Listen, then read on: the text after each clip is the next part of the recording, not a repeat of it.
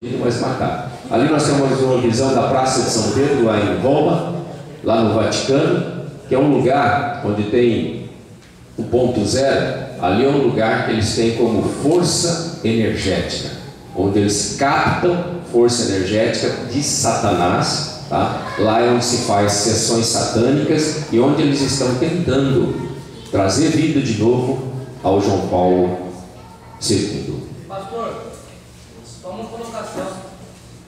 Como eu vim do catolicismo, dentro da igreja católica, eles têm isso na cabeça daqueles que são mais graduados, diáconos, essas coisas, que o canal Wojtyla, que é o João Paulo II, ele vai ressuscitar. Na verdade, não é que ele vai ressuscitar. Para eles, vai ser reencarnação. Ele vai estar escondido, por quê? Porque esse é o plano de Satanás. Para quando João Paulo II retornar, eles adorarem a ele como um santo na terra. É isso mesmo. É isso mesmo. Esse é o plano de Satanás.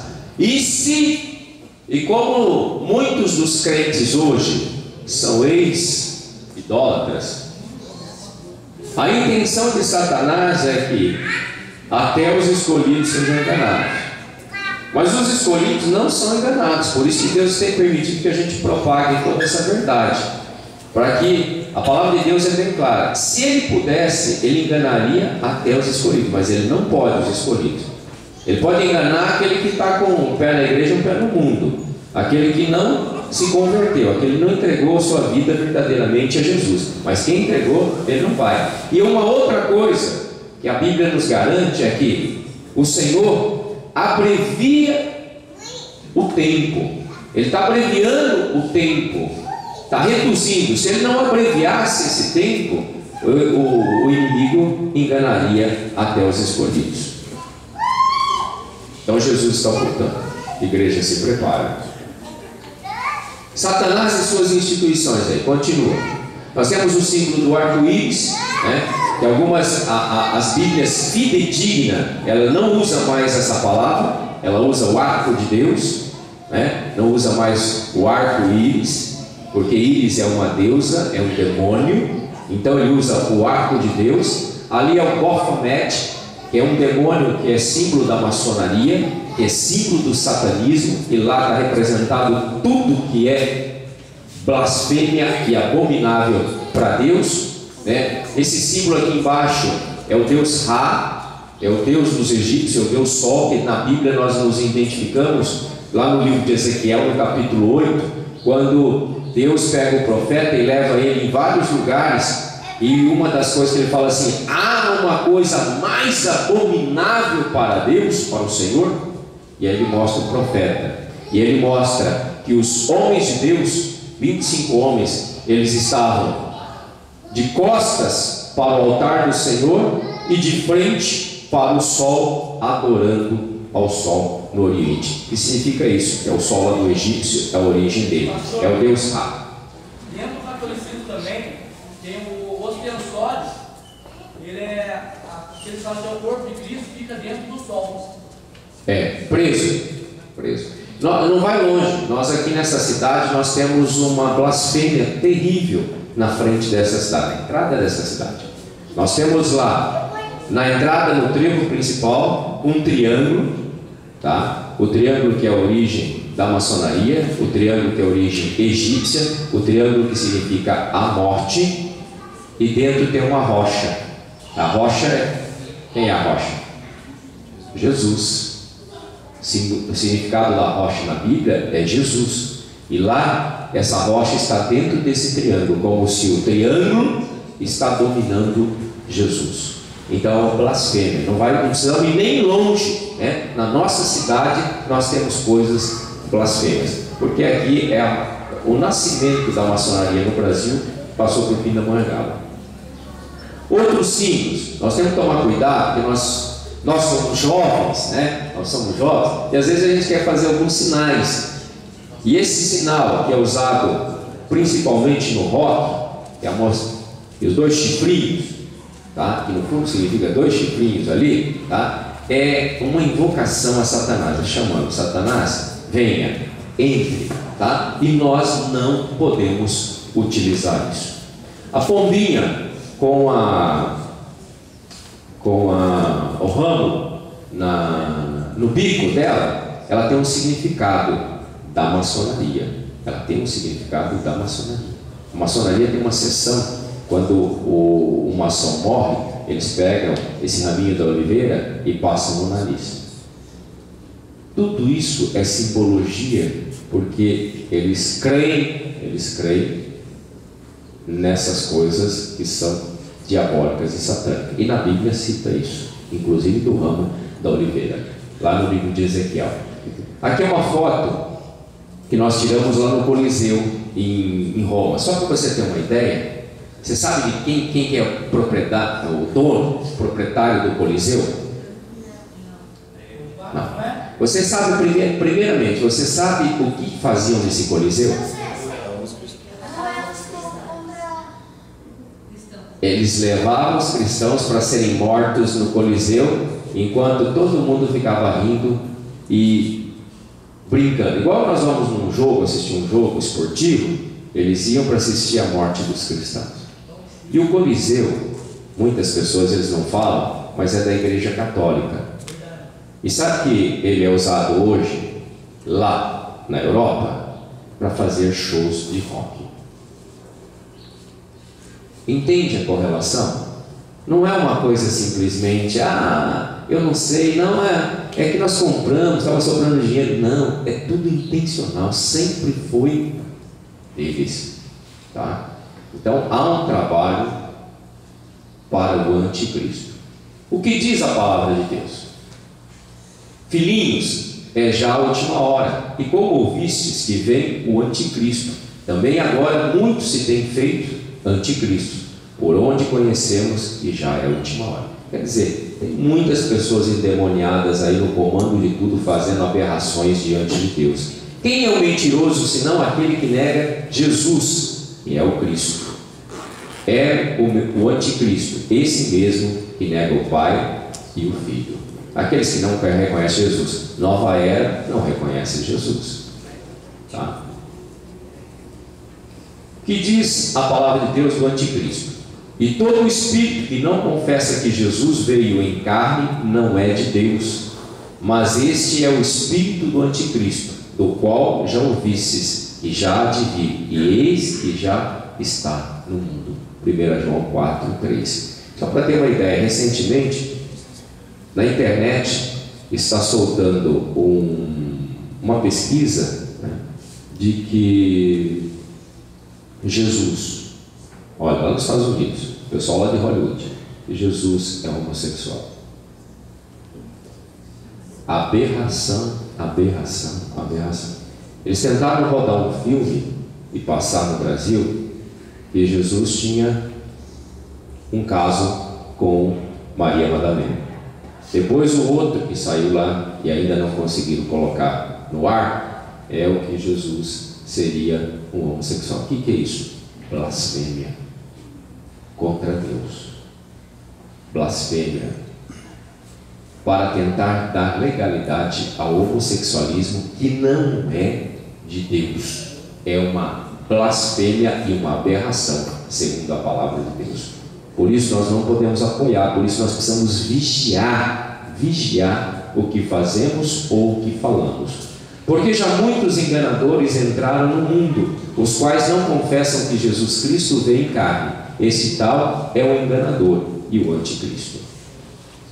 Mas o que diz a palavra do Senhor da vinda de Cristo? Disse-lhe Jesus: tu o disseste, digo-vos, porém, que vereis em breve o Filho do Homem assentado à direita do poder e vindo sobre as nuvens do céu. Você está à direita do Pai, desculpa aqui. Na casa de meu Pai há muitas moradas, se não fosse assim, eu vou teria dito, vou preparar-vos lugar. Porque como um relâmpago ilumina desde a extremidade inferior do céu até a outra extremidade, assim será também o Filho do Homem no seu dia. É rapidinho, igreja. Vai vir e ninguém vai perceber. Pastor, nos Estados Unidos, nessa última década, está tendo muita aparição como se fosse OVNIs, mas na realidade é um projeto da maçonaria, na verdade os Illuminati de lançar imagens no céu para que o homem pense que é algo que é existente. Para quê? Para ele enganar muitos no dia antes da vinda de Cristo. Por quê? Eles vão colocar a imagem de Cristo como se estivesse no céu, e cada país verá falando na língua deles como se fosse Cristo voltando. São vários planos que eles estão fazendo para tentar enganar. A mensagem é enganar o povo de Deus. Inclusive, tipo assim, vocês acompanham que aparecem os OVNIs, os discos voadores em alguns lugares, e desaparecem pessoas, tá? Quando desaparecer a igreja pelo arrebatamento, aqueles que ficarem vão ter que ser enganados. Então, uma invasão extraterrestre que levou uma parte do povo da terra, e assim sucessivamente, são mentiras. Mas dali para frente não nos importa mais, porque nós já fomos, né? Nós já estamos com o rei e não temos mais necessidade de saber nada disso, né? Nós não vamos entrar nessa parte de simbologia agora, que não vai dar tempo, pelo tempo que nós temos, tá? Mas eu preciso passar algumas coisas para vocês em relação à nova era. Só um minutinho para nós encerrar. Depois nós voltamos, e aí vocês podem fazer algumas perguntas que eu sei que vocês vão querer fazer. Eu quero levar aqui só num lugar, como a blasfêmia vai a extremos.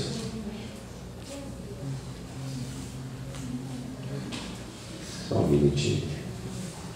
Aqui. Só para quem não esteve com a gente, não teve a oportunidade de ver, nós estivemos em Israel. E em Israel, nós estivemos em Jerusalém. E em Jerusalém, nós fomos visitar os lugares onde Jesus tinha passado. E uma das grandes decepções nossa, nós ouvíamos falar, mas ver é diferente, né? Nós vamos ver que todos os lugares onde Jesus esteve, ele está profanado. O que é profanado? Eles levaram para aqueles lugares símbolos de blasfêmias e símbolos do satanismo dentro daquilo lá. Então eles profanaram lugares que seriam tidos como sagrados, né? O Senhor, quando esteve se apresentou a Moisés, ele disse assim: tire a sandália dos vossos pés, porque esse lugar é santo. Quer dizer, onde Jesus passou, onde ele fez a sua obra, tem lugares que seriam lugares sagrados, não para adoração, mas para reconhecimento, porque ele passou ali. E eles profanaram tudo isso, né? Agora, quem profanou tudo isso? Os mesmos, as mesmas instituições que trabalham para Satanás. Você vai ver ali, naquele sol, o raio do sol lá, que é o do sol Ra, né? Que é o do sol egípcio, e dentro dele tem o quê? Tem um triângulo, e dentro daquele triângulo tem um olho. O que é aquilo lá? O simbolismo da maçonaria, né? Você vai ver lá embaixo, olha o sol de novo, e você vai ver dentro um monte de imagens, de estátuas. Então as instituições que trabalham para Satanás profanaram o templo de Deus. Ah, mas só isso? Não, vai mais, ó. Aí o significado da caveira, né? Mostrando, ela mesmo enfeitadinha, ela continua sendo uma caveira. Continua sendo uma caveira. Você, com roupa, sem roupa, você continua sendo você. A caveirinha, a mesma coisa.